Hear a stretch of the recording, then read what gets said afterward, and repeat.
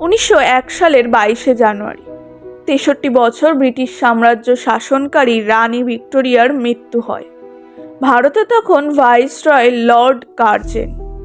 তিনি কেবল একজন শাসকই ছিলেন না, ছিলেন এক উগ্র সাম্রাজ্যবাদী এবং স্থাপত্যপ্রেমী। তিনি প্রথম প্রস্তাব দেন একটি মহান স্মারক তৈরি করার, যা হবে ব্রিটিশ শাসনের গৌরব গাথা ও উদারতার জীবন্ত প্রমাণ। কিন্তু এর পিছনে একটি সূক্ষ্ম রাজনৈতিক উদ্দেশ্যও ছিল। 1905 সালের বঙ্গভঙ্গের বিরুদ্ধে বাঙালির বিক্ষোভের জবাব দেওয়া এবং ভারতীয়দের কাছে ব্রিটিশ শক্তি ও স্থায়িত্বের বার্তা পৌঁছে দেওয়া। ব্রিটিশ সরকার বলল, আমরা টাকা দেব না, টাকা ওঠাতে হবে ভারতীয়দের কাছ থেকেই। এটাই ছিল কার্জনের কৌশল, দেখানো যে ভারতীয়রাই স্বতঃস্ফূর্তভাবে তাদের মহান সাম্রাজ্ঞীকে স্মরণ করতে চায়। রাজা মহারাজা, দেশীয় রাজ্য এবং এমনকি সাধারণ মানুষ থেকে অর্থ সংগ্রহ শুরু হয়।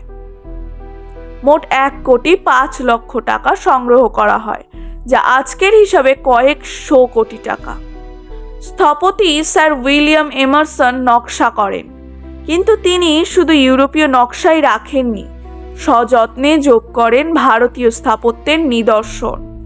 মূল গম্বুজ রোমান, কিন্তু ছাদের কোনায় কোনায় চ্যাট্রিস অর্থাৎ ছত্রিগুলো মুঘল স্থাপত্যের।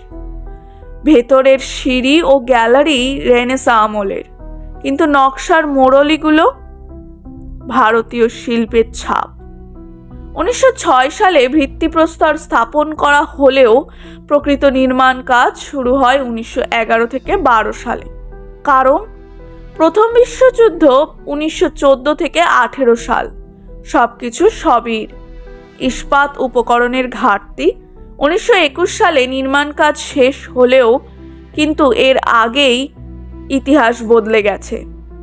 1911 সালে ব্রিটিশ ভারতের রাজধানী সরিয়ে নেওয়া হয় দিল্লিতে। এই মেমোরিয়াল কেবল বাইরেই সুন্দর নয়, ভেতরেও এক অমূল্য ধনভাণ্ডার লুকিয়ে আছে। রাজকীয় গ্যালারি, এখানে আছে রানী ভিক্টোরিয়ার 3500টি বইয়ের ব্যক্তিগত সংগ্রহ। কলকাতা গ্যালারি, অত্যন্ত গুরুত্বপূর্ণ এই সংগ্রহে আছে কলকাতা শহরের বিবর্তন দেখানো 1800 শতকের মূল ম্যাপ, মুদ্রা, পুরনো ফটোগ্রাফ। স্বাধীনতার পর এই সৌধের অর্থ পাল্টে যায়। ব্রিটিশরা চেয়েছিল এটা যেন তার উপহার, কিন্তু বাস্তবে এর নির্মাণের প্রতিটি টাকা এসেছিল ভারতীয়দের কাছ থেকে। আজ এটি একটি জাদুঘর। এটি আমাদের শেখায় যে ইতিহাসের ব্যাখ্যা বদলায়।